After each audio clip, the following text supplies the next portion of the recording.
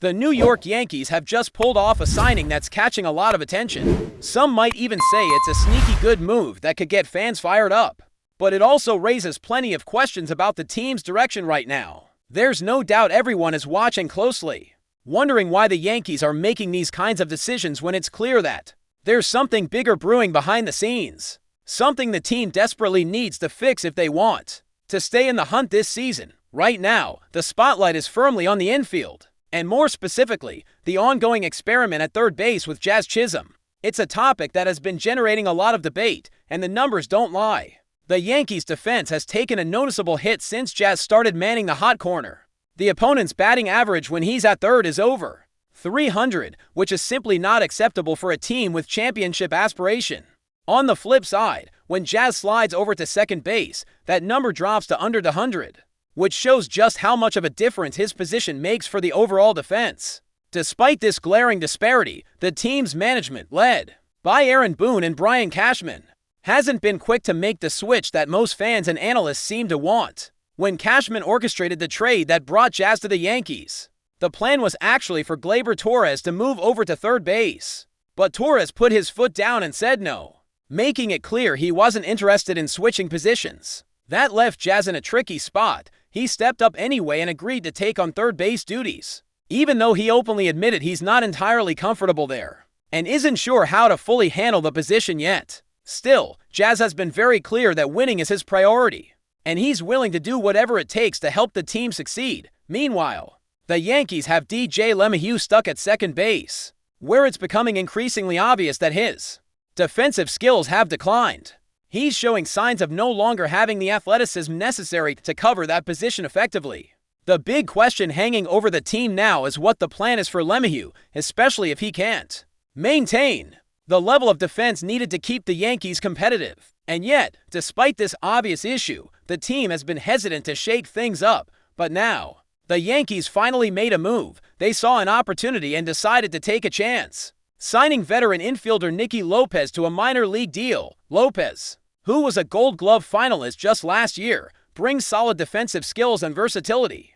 He spent 5 years as a utility player with the Royals, and since then, he's bounced around several teams. This signing might seem like a low-risk move, but it opens up some interesting possibilities for the Yankees' infield alignment. Lopez is known as a great fielder who can cover third base, which means Jazz could shift back to his more natural position at second.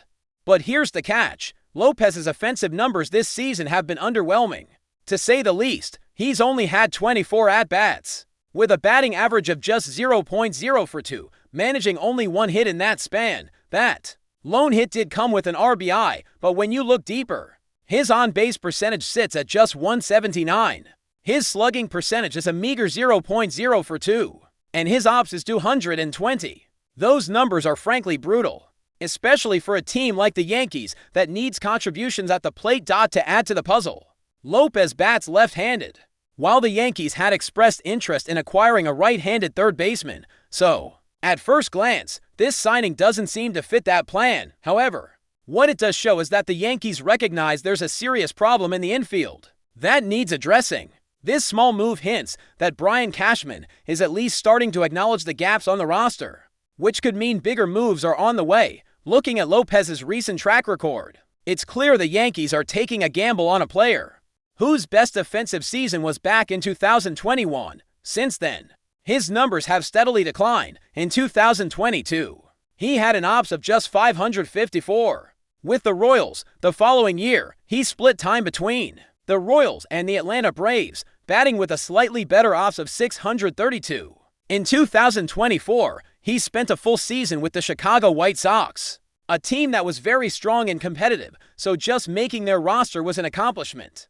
This season, Lopez's playing time has been limited to a handful of games with the Angels and Cubs, where he finally got that 1 hit to break his cold streak.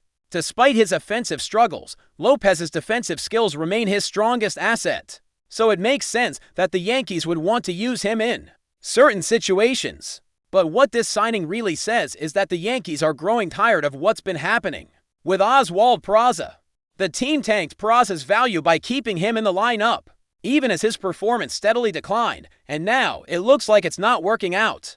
Peraza's offensive numbers this season are disappointing, with a batting average of just .157. He has 19 hits in 121 at-bats, including 3 home runs and 13 RBIs. His on-base percentage is .33, with a slugging percentage up to .73 and an OPS of .506. Clearly, Peraza's offense leaves much to be desired, but there's still some hope that he can figure things out. Unfortunately, time is running out for him. The Yankees might soon decide to move on.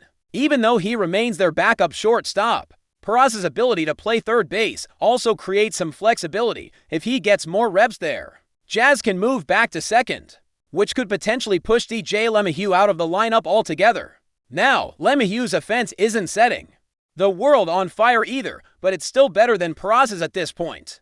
LeMahieu's OPS sits at .606, which is below average, and his batting average is .504, far below his own career standards. The truth is, LeMahieu looks washed up. There's no getting around it anymore. Everyone knows it. And the Yankees need to figure out how to move on and find someone who can play second base consistently at a high level. Still, LeMahieu isn't going anywhere just yet. The team, and especially Aaron Boone, who has been vocal in his support, are sticking with him for now. Back in spring training, Boone said he wouldn't bet against a healthy DJ over anyone, which some took as a sign of confidence, but others saw it as an overly optimistic take that may not reflect reality. This whole situation with the Yankees paints a picture of a team desperately needing help on the infield. It's not just a nice-to-have or a minor adjustment. It's a critical need if the Yankees want to compete for the World Series this year. If the front office truly believes the team has a shot at the title, and they should, given their all-in approach, then addressing the infield, especially at third base, has to be a top priority. Jazz Chisholm himself has been pretty vocal about where he feels most comfortable, and that's at second base. While there's some concern about whether he can hit well enough to make that switch without hurting the lineup's offense, the reality is that his offensive struggles at third base have been just as real. In fact, during the playoffs, Jazz wasn't able to find his rhythm with the bat while playing third. So the argument that he should stay there for the sake of offense doesn't hold much weight. I'm not too worried about Jazz's hitting once he moves back to second. He's proven in the past that he can be effective in that spot, and there's no reason to think he can't bounce back. It just makes sense. Not only is he more comfortable defensively, but the team's overall defense improves significantly. With him at second, what the Yankees have been doing up to this point borders on malpractice. The way they've shuffled players around, stuck with veterans past their prime, and hesitated to make aggressive moves has frustrated fans and analysts alike. But hopefully, signing Lopez signals the beginning of a shift, a recognition that changes need to happen sooner rather than later. A more realistic trade target that makes sense for the Yankees is Yanni Moncada. This season, Moncada hasn't had consistent playing time, just under 100 at-bats, but he's managed to hit with some power, tallying 6 home runs and maintaining an OPS over 840. He's a switch hitter who primarily plays third base, which would bring some much-needed consistency both at the plate and in the field for the Yankees. Getting him would be a smart move, and it shouldn't cost an exorbitant price given the Angels' current roster situation. Of course, the Yankees are also linked to other players like Luis Rengifo, but that's a story for another time. What's clear is that the team needs to keep looking for ways to improve their infield, whether through trades, free agent signings, or internal adjustments. But before we continue, please remember to join our channel and give this video a like. Your support allows us to keep bringing you the latest news about the New York Yankees. Feel free to share your thoughts on the news in the comments. There's been a whirlwind of speculation swirling around Major League Baseball's offseason, and now the latest buzz centers on the New York Yankees potentially making a blockbuster move to shore up their infield. Rumors are heating up that the Yankees are eyeing Nolan Arenado, one of the premier third basemen in the game, as their next big acquisition. While nothing has been officially confirmed, whispers from insiders suggest that the Bombers are seriously considering adding Arenado to their roster, signaling a possible shakeup at the hot corner. Nolan Arenado, known for his exceptional defensive skills and consistent power at the plate, would undoubtedly provide a major upgrade for New York's third base position. The 33-year-old veteran has built a reputation as one of the most reliable and hard-nosed players in baseball, with multiple Gold Gloves and All-Star appearances to his name. His presence alone could transform the Yankees' infield defense and add a significant threat to their already potent lineup. For a team that has faced questions about depth and durability on the left side of the infield, Arenado's acquisition could be exactly the kind of boost they need to make a serious postseason push. The potential deal comes at a time when the Yankees are rumored to be eager to strengthen their roster after a season that showed flashes of brilliance but also inconsistency. Adding Arenado would not only solidify third base, but might also signal a broader strategy of aggressive moves aimed at reclaiming dominance in the American League East. The Yankees have never been shy about going all in when it comes to talent acquisition, and targeting a player of Arenado's caliber fits perfectly with their win-now mentality. While the specifics of the deal remain unclear, sources close to the situation indicate that the Yankees could be willing to part with a combination of prospects and cash to bring Arenado aboard.